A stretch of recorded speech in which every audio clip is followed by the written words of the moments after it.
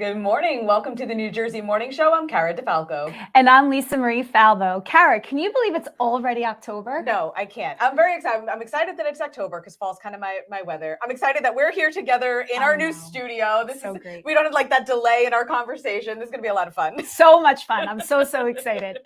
Let's check in with meteorologist Mike Favetta on your New Jersey weather forecast. Unfortunately, we miss you here, Mike, because it's a lot of fun. We'll get there. We'll get there in time. Baby steps, right? Got to build up to the big open. Hey, we've got some amazing weather today, especially this week. We've taken baby steps closer to that wonderful feel, especially regarding sunny, dry, fall-like weather. And that's what we have outside today. A little bit of a chill shaping up across New Jersey. Let's get you started with the look outside. Right now, temperatures hold in the 50s, but we're on our way to 68 degrees under mostly sunny skies. A nice dry fall feel here across New Jersey. Some weather headlines for you. We started off the day nice and dry, and we'll keep things dry into the weekend. So we'll warm up later on this weekend, especially with highs climbing to near 80 by Sunday. You'll see that coming up on the 7-day. It stays mild into next week, and then there's the potential for a little bit of rain by Monday and Tuesday. Speaking of rain, there's been a lot of it. We'll talk more about that coming up with the full forecast in just a few minutes. Cara, Lisa Marie. Thank you, Mike. So they're seeing a spike in COVID cases in one of New Jersey's largest school districts. In Toms River, at least 864 students, or about 6% of the student population, and 26 staff members are in quarantine. They're trying to figure out how the virus spreads so quickly among students and staff, and if they need a remote option. Yeah, that's been a little bit crazy. That's a lot of kids all at once to be out. COVID-19 vaccine mandate at Rutgers University will remain in place after a federal judge tossed out a request for a temporary restraining order. The judge ruled this week that the 14 students who filed the action, quote, cannot show the public interest is served to stop the school from making the vaccine mandatory. In its 100-page lawsuit, the Children's Health Defense and the students argued that the mandate is, quote, both illegal and unconstitutional. Well, this week we saw the first of two debates for governor for New Jersey between incumbent Democrat Phil Murphy and Republican challenger, formerly Assemblyman Jack Ciattarelli. Joining us now to discuss the debate and the race is former Assemblyman John Wisniewski. Good morning. Good morning. How are you both? Good. How are you doing today? Great new studio. Thank you. So, John, how effective are debates in New Jersey politics? Because this is something that can really let a candidate swing some momentum.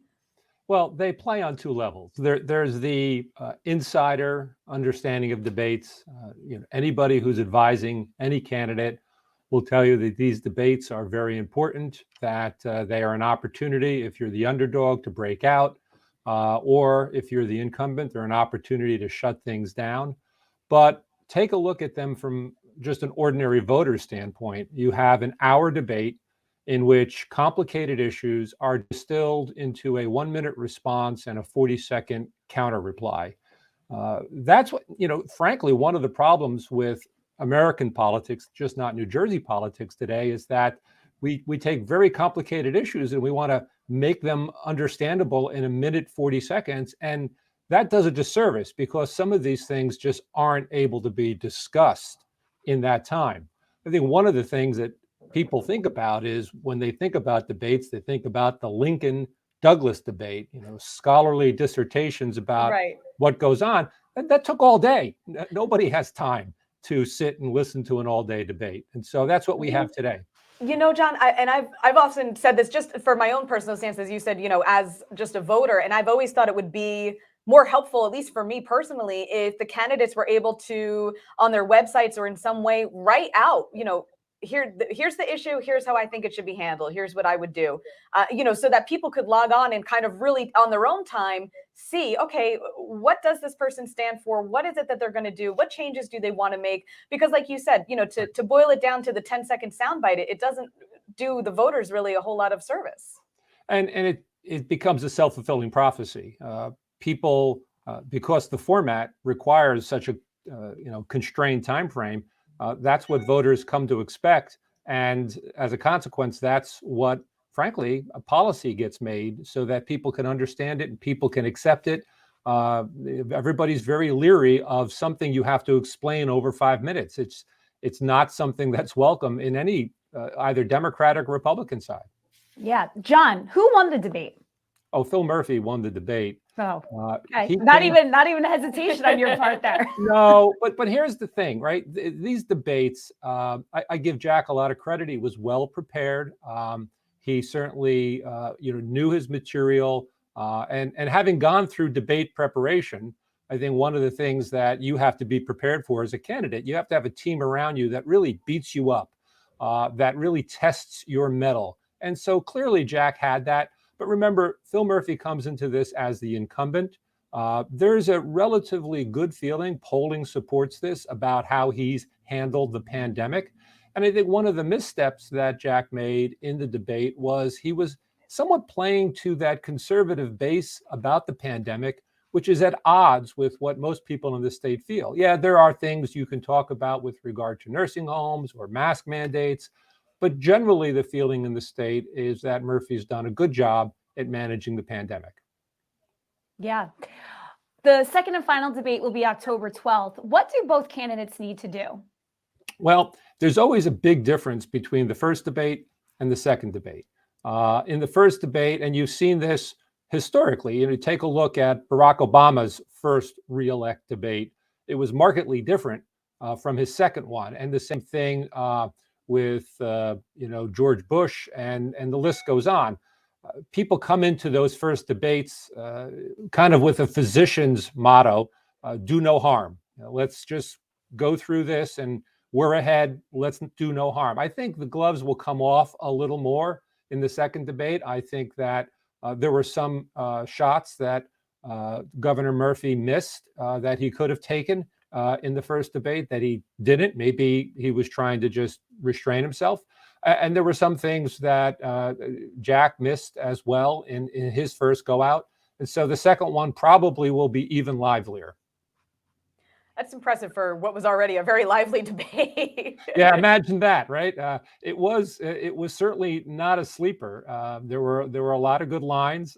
Both sides had some really good lines. It was interesting that towards the conclusion, Governor Murphy, and I'm borrowing from Charlie Style here, channeled a little bit of Ronald Reagan, saying it's sunrise in New Jersey, which was a very effective theme for Ronald Reagan in his re-election, where he campaigned on it being morning in America.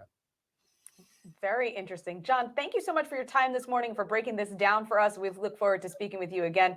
Good friend of the New Jersey Morning Show. Thank you. Thank you very much. Good being with you both. Thank you, John. Next, we're going to meet an author of a children's book and find out which candy is most popular here in New Jersey. And you could connect with us on Facebook, Instagram, and Twitter. We'll be keeping you updated on who is going to be on the show. Be sure to check us out and click follow at NJ Morning Show. 2020 felt like a dark tunnel, and while 2020 is over, the impact is not. The pandemic affected both our physical and mental health. We started the Cody Fund for Mental Health to change lives, so we want you to know about NJ211. It's a referral service for anyone in crisis, even children. I am living proof that there's light at the end of the tunnel. And it's not a train, it's help. It's NJ211. The American Lung Association invites you to join us outside in 2021 for our Fight for Air Climb events.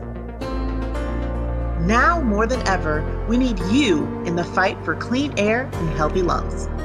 Let's go outside and climb, because every step counts. Visit us at lung.org.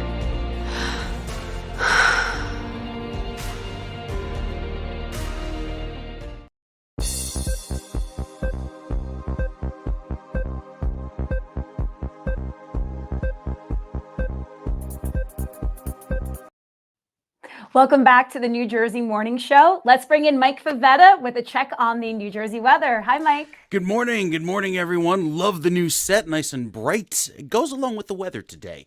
Bright and beautiful on this Friday. We look forward to a gorgeous weekend. And Lisa Marie, like we mentioned, there is so much sun and there's so much warm weather into the first weekend of October. Aren't you glad you kept the pool open? You know what? This late? Unfortunately, we just closed it. Oh, Well, It's you really miss out on an invested on 80 you degree having day. You that can lay pool by open. the pool. Oh, I'm You can lay sorry, by the Mike. pool. Next summer. It's okay. Next summer. Next summer. There will be some warm weather coming up. In fact, it'll stay nice and dry this upcoming weekend. We want to look outside at some weather, though. Current temperatures start off in the 40s up there in northern New Jersey. So right now, over towards, say, corner of 287, right in Mahwah, there's 48 degrees. Down through Patterson, 55. And even back over toward Flemington, 54 degrees right now. So it will remain rather cool and dry this morning. In fact, we've got lots of clear sky, and that's some great news. Look at all that lovely clear weather across not only New Jersey, but the Northeast. Looking outside right now, going into the next few days, we've had quite a bit of rain over the last month, so wrapping up the amount of rainfall that we've seen for the month of September, Newark's rainfall totaled in just over 3 inches. That's what we normally get. We've seen close to 10 inches of rain over on Weather Graphics. And so with all of the clear sky that's around going into the next few days, we'll at least enjoy some dry weather as the grass has been rather green. Forecast for today brings back plenty of sunshine as highs climb into the upper 60s. It'll stay sunny and dry and cool, and then even through the next few afternoons with the weekend weather staying nice and sunny and dry. Temperatures warm up. We'll be near 80 degrees across most places in New Jersey, especially down toward the southern half by Camden. We've got another check of your forecast coming up, details on what to expect for next week's weather, as well as some football forecasts. Those coming up in just a few minutes. Thank you so much, Mike. So Lisa, a good story will make a lasting impact on a child. And there are authors who are reaching children with wonderful messages through books. We're going to meet one of them right now. Joining us is the author of Different is Beautiful. Please welcome Penelope Lagos. Good morning, Penelope. Hi, how are you ladies? Good, thanks. How are Morning. you? Good, thank you. So tell us about your book, Different is Beautiful. Yes, so Different is Beautiful is actually told through the eyes of the animals. Cassius has come back as my main character. He was in my first book, and I brought him back for my second book. And he's looking to get adopted with all the other quote unquote special needs animals. So we go through a day at the Paws and Claws adoption, and we get to see Cassius really rally the other animals around and have them really thinking positive that someone is going to actually get adopted today, even though they all have different needs. Penelope, how did you get started writing books for children? So I've always loved to write, and I'm actually the product of an English professor.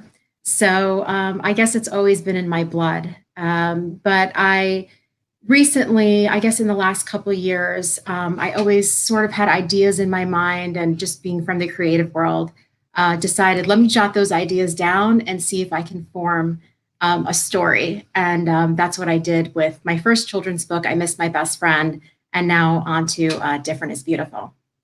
So Penelope, what's your favorite part about being a children's author? I love interacting with the kids, and it's been really difficult during the pandemic not being able to do these live events and do the school visits. So I'm looking forward to getting back to that. I love seeing everything through their eyes. They're just such a clean slate, and they look at things differently than we do. And it's been really, a really amazing experience to get their feedback and their reaction to the books. So Penelope, you actually have a third book coming out soon. What will that one be about?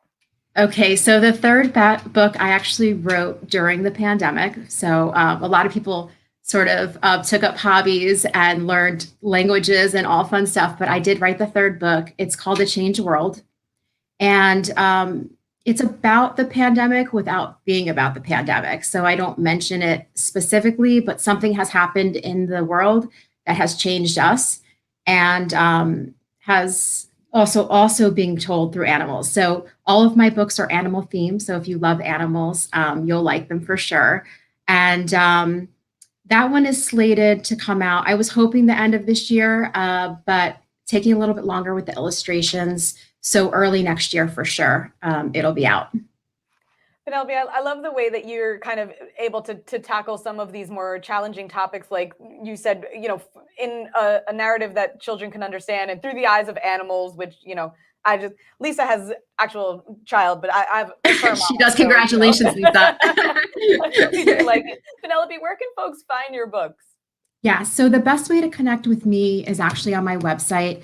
If they go to www.penelopelagos.com, so it's my full name, you can connect with me on all social media platforms. I keep it pretty simple, so it's always just my full name, Penelope Lagos. There's actually an S at the end of that one. I see it up on the screen now.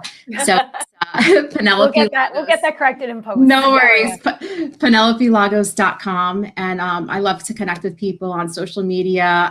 If there's any nonprofits out there, I like to team up with. We did something earlier this year with PIP's Rescue, Perfectly Imperfect Pups, down in North Carolina. And I always love to give back. So if there's any events going on, nonprofit events going on that I can team up with, I'd be happy to do that as well. Penelope, that is fantastic. Thank you so much for joining us this morning. And again, guys, it's penelopelagos.com, or we'll hook you guys up on njonair.com as well. And you can find Penelope's site and her book, Different is Beautiful. Penelope, thank you. Thank you guys so much for having me. So, Kara, dentists must absolutely love this time of year because there's an entire aisle of supermarket dedicated to what else? Candy. Halloween will be here before you know it. According to candystore.com, the most popular candies in New Jersey are M&Ms, which I totally agree with, but we'll get into that, Tootsie Pops, and Skittles. Discuss. Yeah, I'm with you. I'm okay with the M&Ms. I really skeeve a Tootsie Pop, I got to be honest.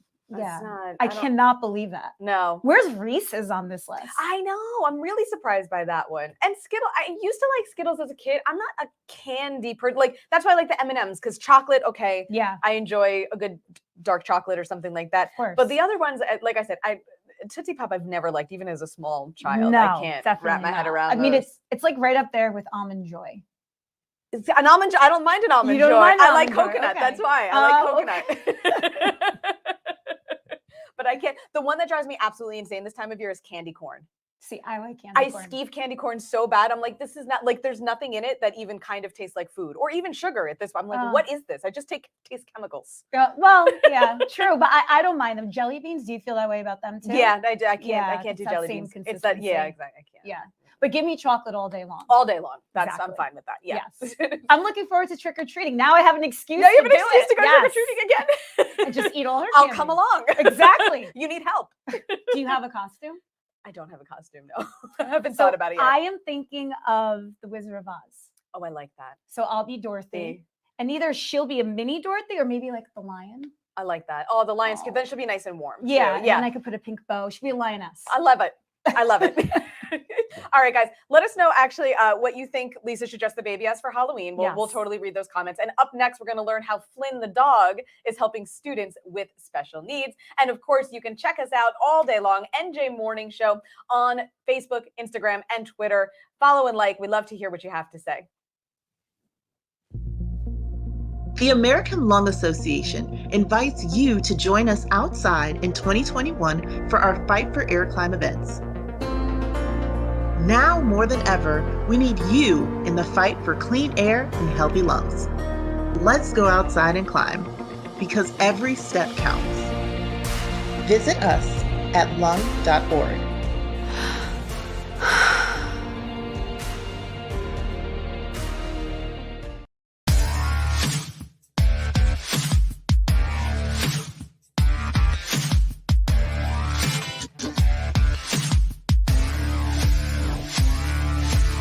Swing the hips.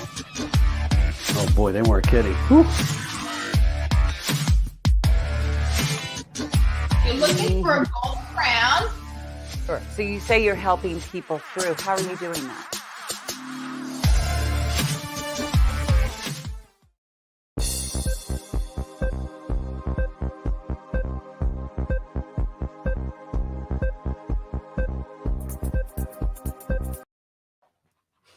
Welcome back to the New Jersey Morning Show. Let's check in with meteorologist Mike Favetta on your Garden State weather forecast. Good morning to you both. A beautiful weekend this weekend upcoming. We've got some football weather, especially with the just dry air, the cool air that's in place. The this might be old. Actually, we've got the Jets this weekend taking on the Tennessee Titans. That's okay. It's at 1 we don't o'clock. want to relive that game. No, that's fine. Yeah. That was bad. It's been all bad. It's been rough. It's been a rough year if you're a Giants fan. It's been a rough decade if you're a Giants fan. Am I right? I mean, it's been a while. Yeah. It's been a while. There was some lovely fall foliage to enjoy. So let's show the foliage that typically happens across New Jersey. You're already starting to see some of those colors pop here in early October. However, peak fall foliage, when all of the Instagrammers go out and try to get their followers to swoon over those shades of orange and red and yellow, that happens in mid-October, especially in the northern half of the state. Once you get to late October, around Halloween, we start to see the beautiful colors pop even right down through the, say, the Turnpike corridor, right down through, say, 195. And then early November is when the peak foliage happens down toward the outer coastal plain of New Jersey. So that's down toward the Pine Barrens, even toward the beaches and places like the beach locations. Our weather for today and tomorrow looking fantastic. Lots of sunshine going through the next few days. In fact, the 7-day forecast offers clear weather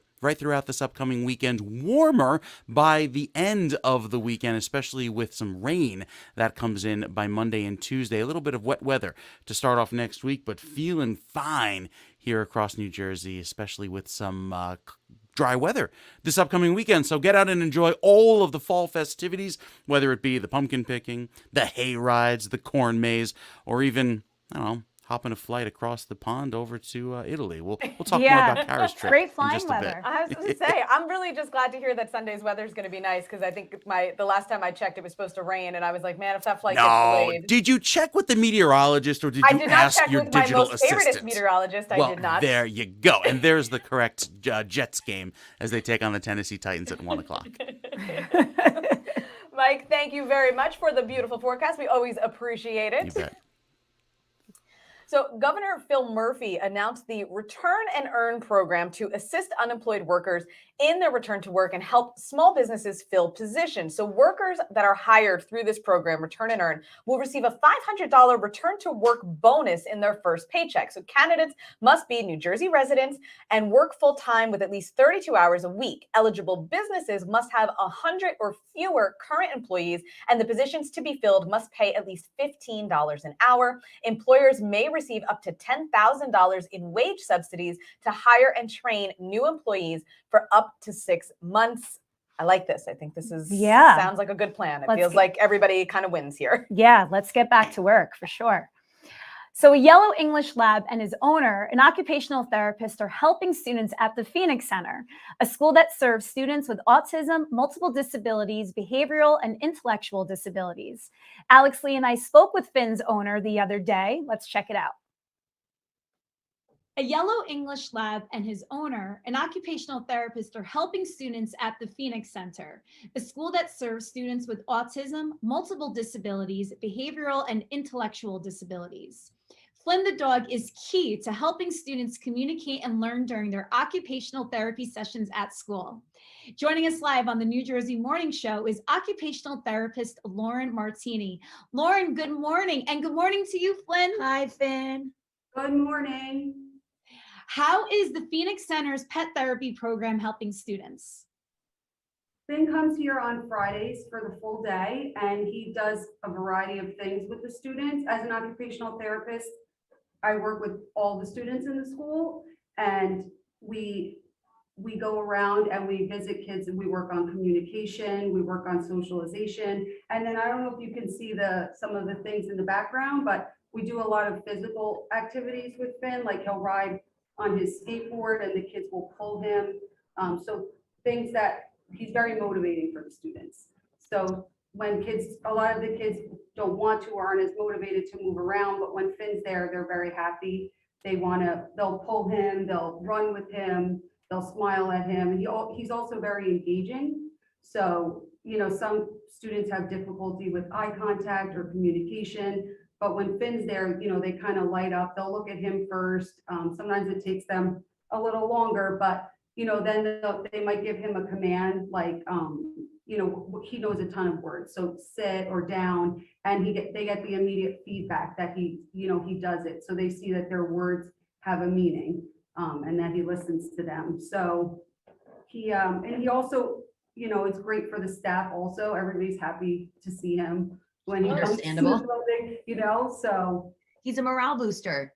He is a morale booster. Oh, tell us all about Finn. He loves coming in here. I'm sorry, say that again? Oh, that's okay. I just want to dive right in. I want you to tell us everything about Finn and his background and how you started working with him and how this whole thing came about. Well, the program started in 2015. Julie Maurer, the executive director, approved the program, and we were able to start the pet therapy program here with my last dog, Cheney, who passed away.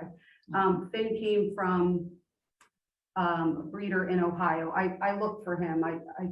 So that I wanted a certain temperament. I knew what I needed for here and what I wanted. So, sorry. No, it's fine. So I found him by chance online, and I spoke with the breeder in Ohio, and she kind of put us up on the wait list, my husband and I. And from the minute he got home, we started the training with him. Like, cause I've been here for almost 15 years, and I've been an occupational therapist for almost 21 years.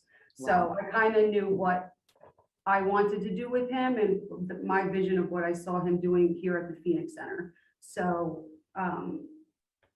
he came from Sunny Creek Labs in Ohio, and like I said, the minute he got home, we started the training. We went to agility school, and he went to all sorts of training classes, but most of the training I did on my own. But he can't therapy dogs can't be certified until they're 1 year old. Okay. So, I knew that. So I worked on what I knew he would need to do to pass the test. He was able to also come here for visits, like just to say hello when he was younger. So he got used to like the noises and the sounds and opening the door, the buses, all the stuff that goes on at a school.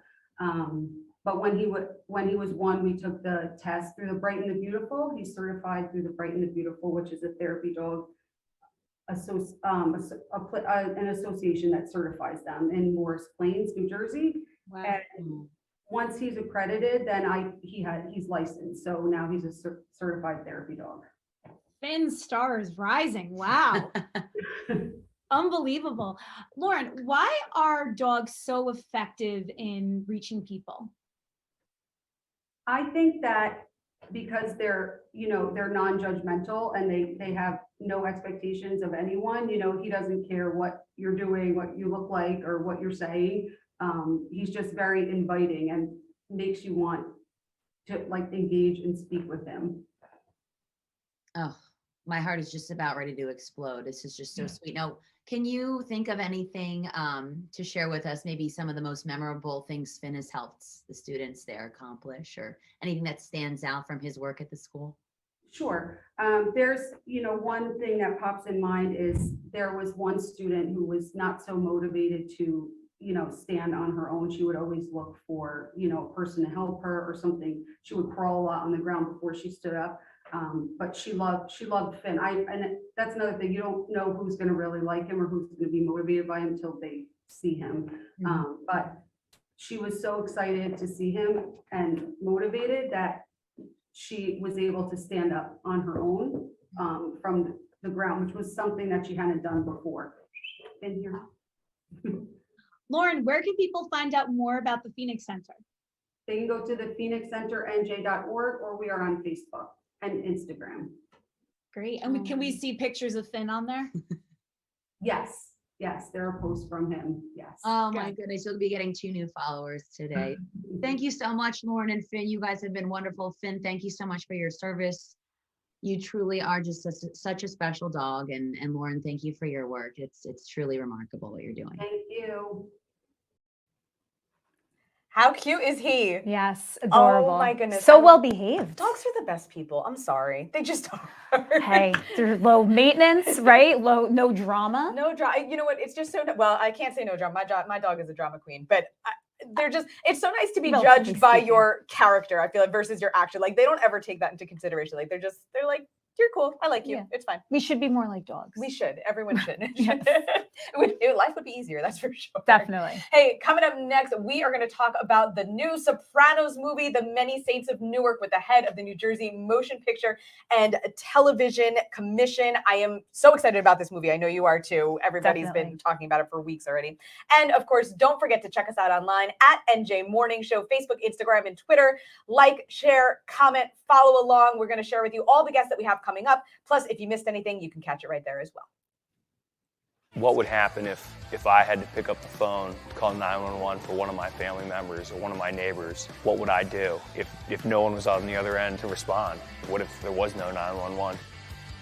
So you can be a part of the solution. Anybody can be a firefighter. Male, female, younger, older. We have school teachers.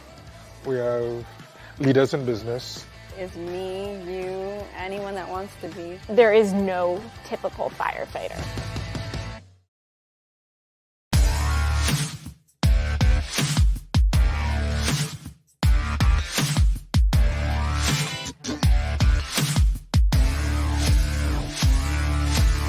Swing the hips. Oh boy, they weren't kidding. Whew. You're looking for a gold crown? Sure. So you say you're helping people through. How are you doing that?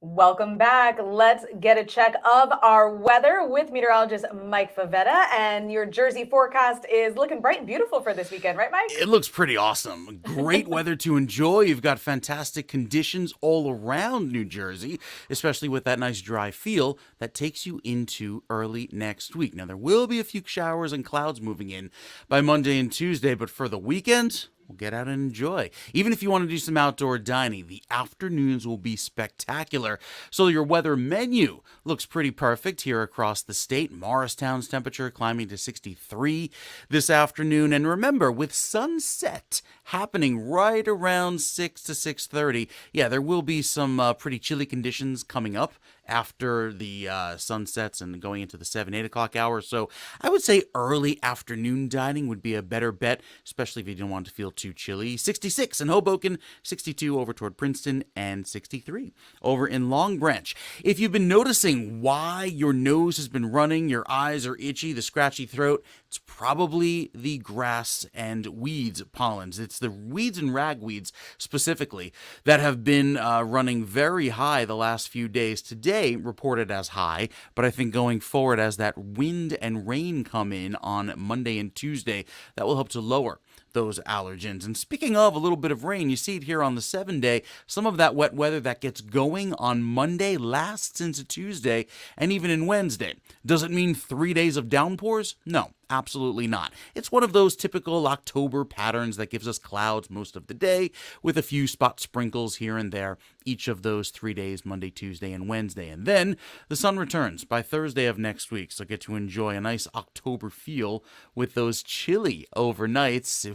It will be rather chilly later tonight. Once again, we'll start off tomorrow morning back down in the 40s and even some low 50s across New Jersey. So the cool weather of October has arrived and doesn't look like there's much humidity coming back anytime soon. So some good news for those that love that little festive fall feel across the Garden State. Yeah, I'm definitely happy that we're not going to be dealing with that humidity anymore, as is my hair. I'm Yes. pretty sure. As is my hair. Otherwise, there'd be no room in this studio for the both of us. Between the 'cause we'd two. That would be And that would be a segment. true New Jersey weather update, a true New Jersey newscast. True Jersey girls. Big hair. That's big hair. You've heard of the higher the hair, the closer to God? Is that like a thing? Supposedly. Let's roll with that. That works We'll for roll me, with that. honestly. Yeah, because it's just, But Kara, the other day you were a Long Island girl. I was a Long Island girl the other day, and actually Mike was out there with me as well. So we did a little a pop-up dinner with my good friend. So it's really funny. He wound up on Long Island, but Chef Eric Levine, I met him here in New Jersey. We've featured him a couple times on Cara's Cucina. And so we teamed up to put together an autumn in Italy sort of pop-up dinner. And we created 5 courses together, and we had about 40, 45 people out there. and just an awesome night. I mean, Eric really hosted this thing. It was in his restaurant. That's why we went out to Long Island. And a wine pairing from a guy from Italy. Like, he came all the way over, had the accent and everything, and he was pouring these wines from Italy that were outstanding. Even, dare I say, took a few bottles home? Yeah, no, they were very generous with the wine. I may have also taken a few bottles. Why not? Of course. I accept payment in food and booze, so it's fine. Nothing wrong with that. But yeah, Mike. So I know you came out with your girlfriend, and that was part of her birthday celebration as well. So we had a pretty good time, It was great. Right? Yes, thank you for the little candle. I thought, oh no, she doesn't like all this attention. Blow out the candle real fast, and what do you know? Eric gets the whole restaurant together and sings happy birthday. So we had a really nice time, and she was totally embarrassed, which just made the night. I was going to say, which is appropriate for your birthday. I think that's how that works. But yeah, so look at those dishes. What was on the menu? So we started off with some. Chef made a gnocchi with a rat. That's it right there. The gnocchi with a rabbit bolognese, just a rabbit sauce. It was so good. I was looking for seconds for that dish. That dish was incredible. So and then good. we did, this is palote, which is it's like cucina povera. It's poor man's food, right? So they're cheese meatballs. There's no meat in them because especially in Italy after the war, meat was very expensive. So to kind of like make things stretch and make it work, they would just do like a cheese and egg meatball. So we did that. Then we did my mom's chicken cacciatore over polenta. Which I asked her for the recipe. That recipe is online. That is That's on the website. so good. That is amazing. But people love the polenta because it's not something that I think you get out a lot. Yeah, people really enjoy that. And then Chef did a fish. He did a red snapper. Wow. In like almost like a puttanesca sauce. It was like artichokes and capers, olives, a little bit of chopped tomato. What about dessert? So and then dessert was clear over the top. We did a cinnamon panna cotta with caramel apples, with apple chips, and a caramel gelato, and like a caramel drizzle. So we just. Are you hungry yet, Lisa Marie? I'm so jealous. We think that night rolled I had out of there. cereal for dinner. It was wonderful. We did. Yeah, we rolled out of there. It was what a wonderful time, and what a great menu.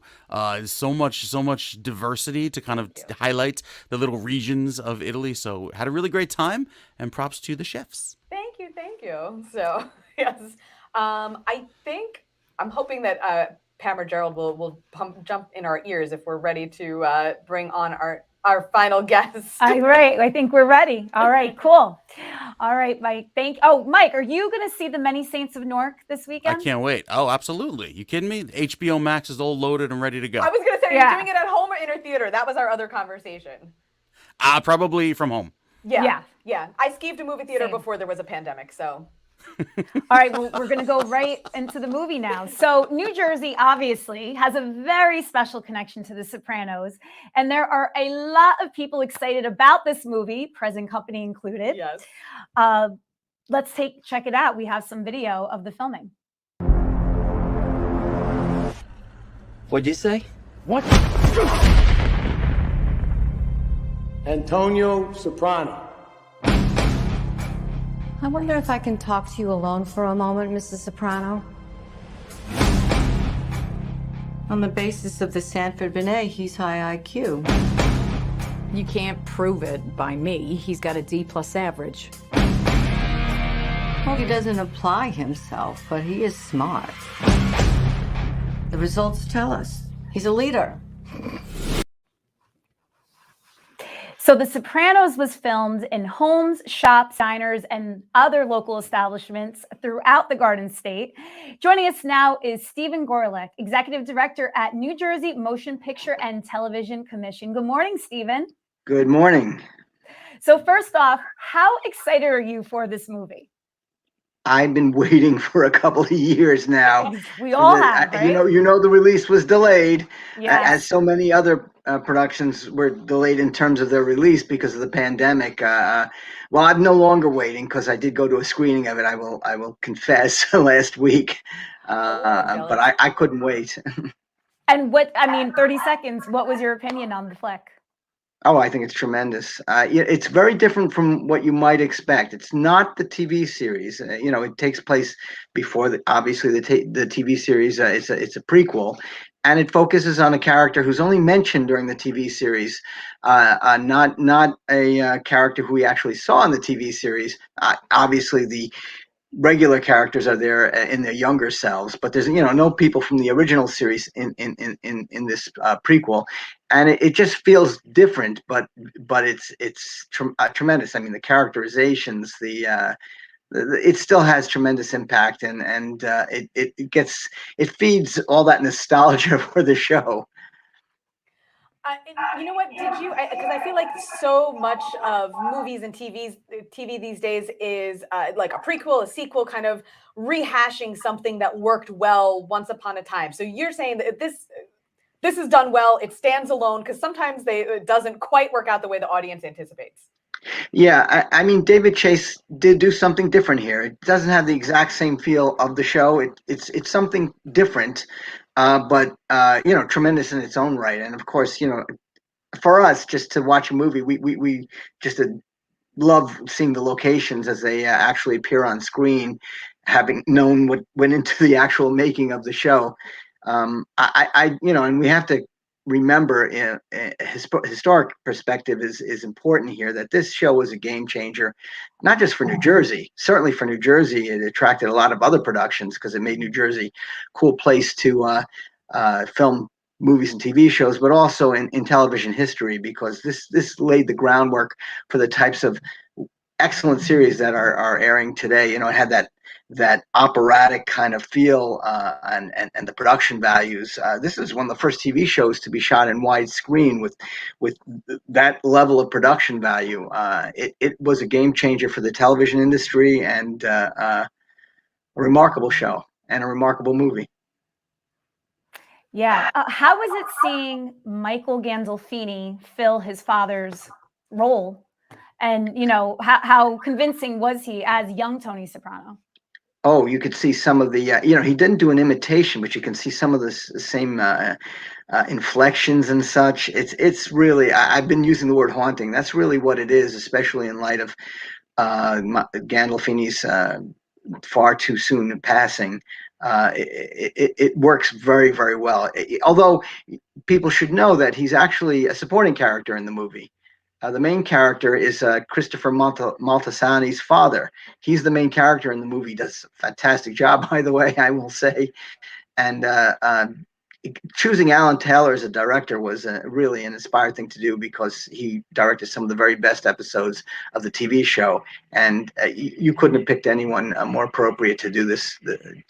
We knew we had high expectations because we had heard early on that the script was excellent for the movie. People who were working on it were telling us, and we had never seen. Of course, we didn't read the entire script; that was kept a deep, dark secret. But indeed, it is. I mean, the characterizations go deep, and the dialogue is excellent, and it's exciting, it's shocking, it's amusing, just like The Sopranos TV series. And finally, with this topic, I read that the ending kind of left the door open for a sequel to the prequel. I think so. Yes, Okay. it did.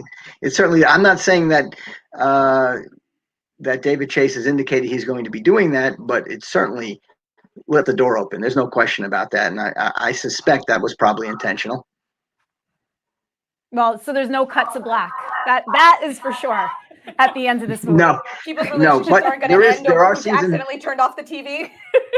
there are scenes in Holston's confectionery, so there are scenes early on which lay the groundwork for the final scene of the series. No question about it. A lot of this, you see how it lays the groundwork for what is to come later, and it provides some depth, some explanation about the conflicts that took place in the TV series. Yeah, of course. Stephen, so just tell us briefly what the Motion Picture and Television Commission does to attract movies and TV productions to come to the Garden State.